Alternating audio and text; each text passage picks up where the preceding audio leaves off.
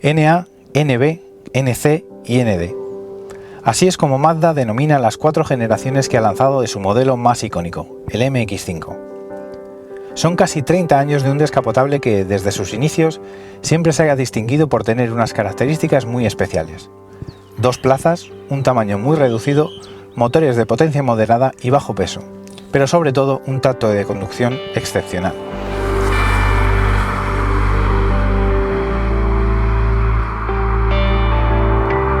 El modelo que hoy nos ocupa apenas lleva un par de meses en el mercado, pero no se trata de una nueva generación, sino de una actualización más o menos profunda del MX-5 que Mazda puso a la venta a mediados de 2015. Y si aquel ya nos pareció un coche muy bueno, el actual roza la matrícula de honor.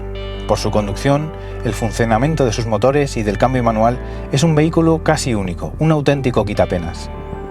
Y a la vista diréis, ¿qué es lo que cambia si el coche por fuera es igual que el modelo anterior? Pues efectivamente, no os quito la razón, el coche no cambia absolutamente nada por fuera. Ahora bien, Mazda ha hecho cambios muy importantes en elementos que no se ven, pero sí que se sienten. Pero antes de empezar a enumerarlos, os quiero hablar sobre el coche, qué es el MX-5, cómo es el MX-5, qué motores tiene y cuál es su gama.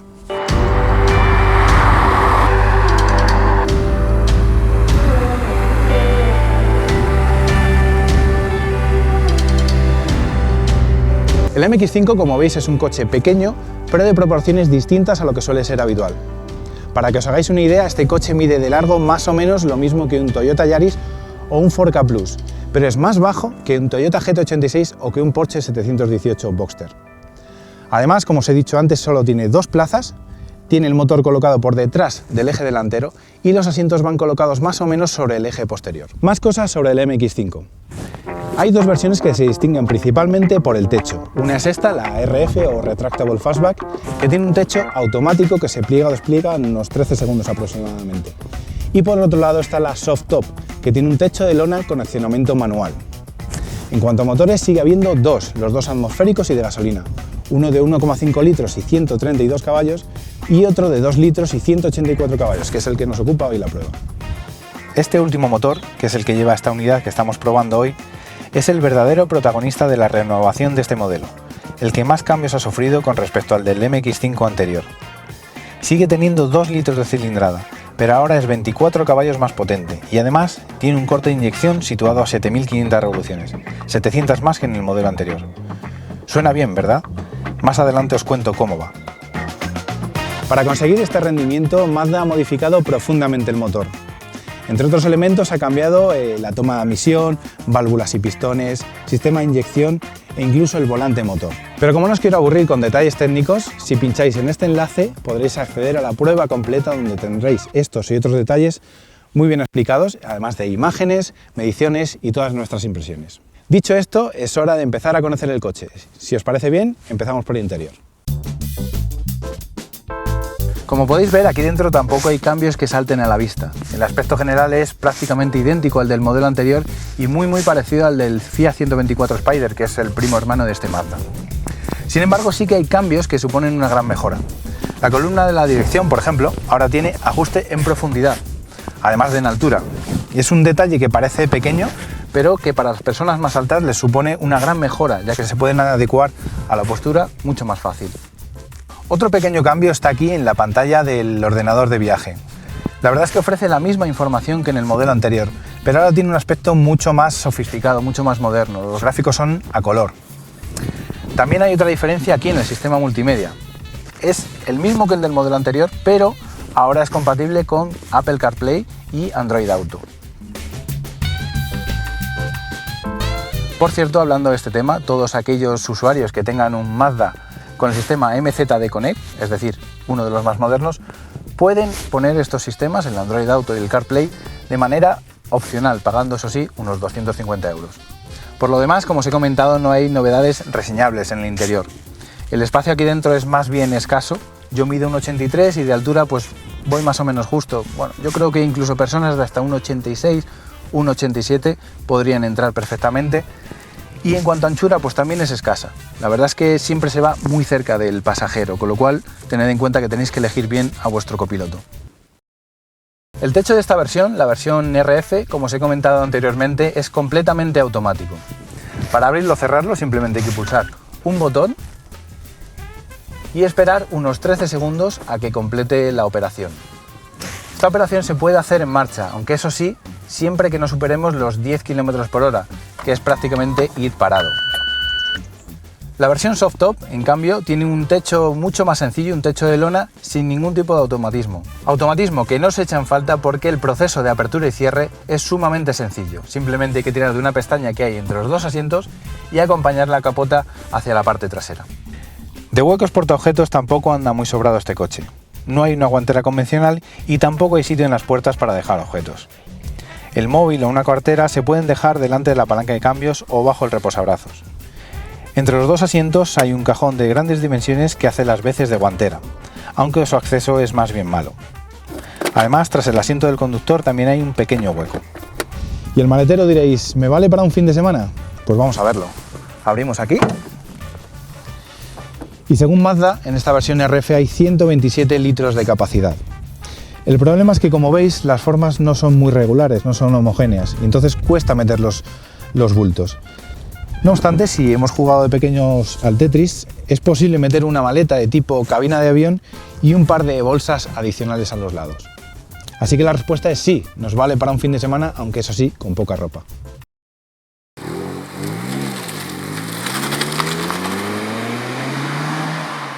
Y llegamos a la que quizás sea la parte más interesante de este coche, su conducción. Mazda no ha hecho cambio alguno en la suspensión, pero la verdad es que ni falta que hacía. El MX-5 sigue siendo un coche de conductor, es decir, pensado para aquellas personas que disfrutan de verdad tras el volante, que no conciben el coche como un mero medio de transporte, sino como una forma de evadirse o, por qué no decirlo, también de divertirse.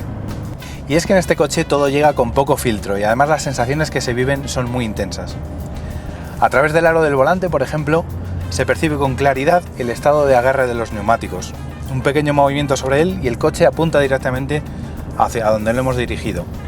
Además es uno de esos coches que se puede guiar a través de los pedales, es decir, que los movimientos que hagamos sobre ellos tienen un efecto claro en la trayectoria. Donde más a gusto se siente este coche y donde más partido se le puede sacar es en carreteras de este tipo, con curvas medias y lentas. Si conducimos de manera ordenada, es decir, sin acelerar mucho la salida de las curvas o frenando con las ruedas rectas, el ritmo al que se puede circular es muy elevado y además se puede circular de una manera muy fácil. Si por lo que fuera nos venimos arriba y cometemos errores de conducción, la verdad es que no habrá mucho problema porque el control de estabilidad está muy bien puesto a punto y nos llevará otra vez por el camino indicado.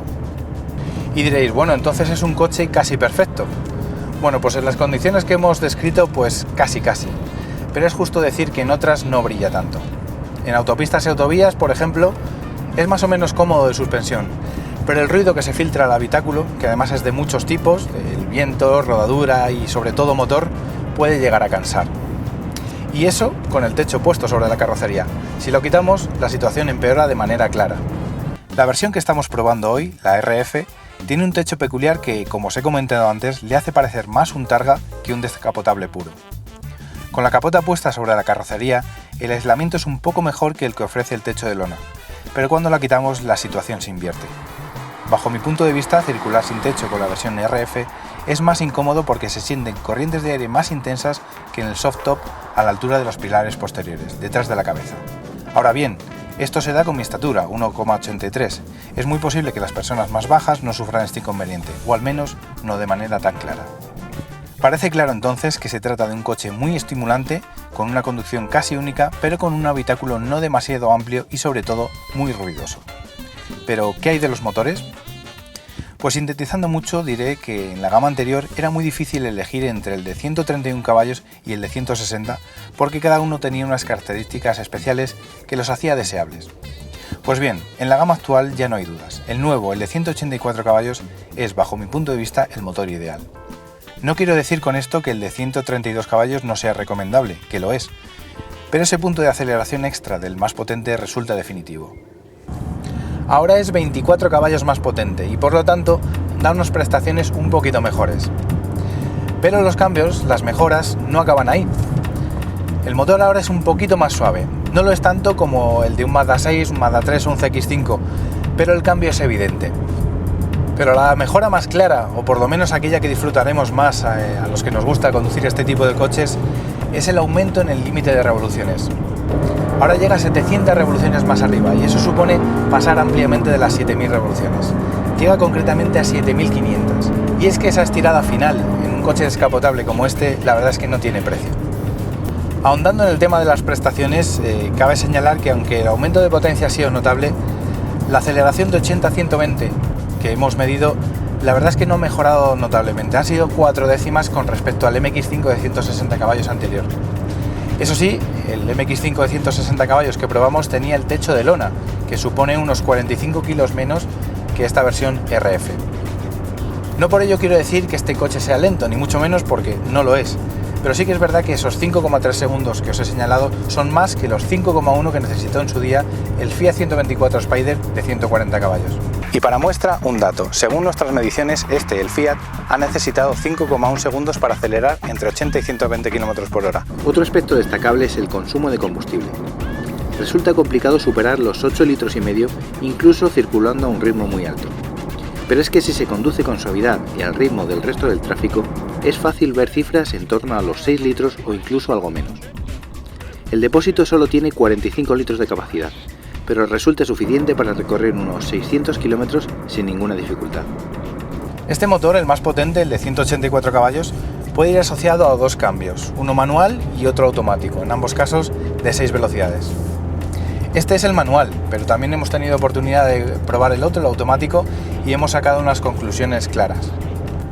Yo soy un fiel defensor de los cambios automáticos, pero en este caso, en el MX5, no tendría ninguna duda, el manual es el que hay que elegir. Y eso que el cambio automático no funciona mal, es bastante rápido y bastante suave. Lo que pasa es que es un cambio que pega mucho más en un Mazda CX-5 o en un Mazda 3. Son 3 los motivos por los cuales yo creo que el cambio manual es el cambio ideal para este coche. El primero es sin duda el precio. El cambio automático supone 1.800 euros más en la factura final. El segundo son los desarrollos del cambio automático. Son muchísimo más largos que los del manual y por lo tanto tienen unas prestaciones bastante peores, sobre todo en recuperaciones.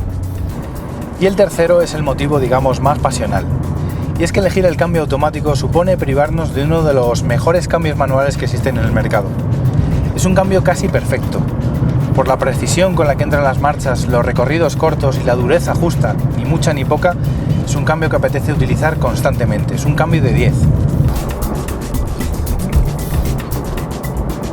Y para finalizar toca hablar del precio. ¿Cuánto cuesta tener un MX5? La versión más asequible, que tiene el techo de lona y el motor de 132 caballos, cuesta 23.320 euros, que son unos 2.500 euros menos que el Fiat 124 Spider, uno de sus principales rivales. La versión de 184 caballos parte de los 28.320 euros, que también es un precio inferior a lo que cuesta el Abarth 124 Spider, el Mini Cooper S Cabrio, el Audi TT Roadster o incluso el Mercedes-Benz SLC. Los Subaru BRZ y Toyota GT86, aunque no son descapotables, también se podrían considerar rivales directos porque son vehículos deportivos, con bajo peso y con motores de potencia mediana. No obstante, también son bastante más caros que este modelo. Toca despedirse del MX5. Yo he pasado un par de semanas a sus mandos y ahora, al subirme en cualquier otro coche, la sensación es de estar entre algodones, de que todo es suave, fofo y, por qué no decirlo, hasta aburrido. Este Mazda es un coche en peligro de extinción, con pocos rivales directos que transmitan tantas y tan agradables sensaciones al volante. En esta generación, Mazda ha sabido conjugar a la perfección 2 aspectos que aparentemente son antagónicos. Por un lado, la conducción recuerda poderosamente a la de deportivos de hace 20 o 25 años. Todo muy directo, todo poco filtrado, muy intenso. Y por otro, se trata de un vehículo actual, con lo que ello conlleva en cuanto a seguridad y comodidades. Tiene múltiples airbags, un sistema multimedia moderno y numerosos asistentes a la conducción. No es un coche perfecto, ni mucho menos, pero es una auténtica rareza en un mercado en el que la mayoría de los coches se conducen de manera similar y apenas transmiten nada al volante. Y eso, amigos, es impagable. No sé si será el famoso Jin Baitai, al que Mazda hace referencia continuamente en sus anuncios, pero desde luego este coche tiene algo que engancha.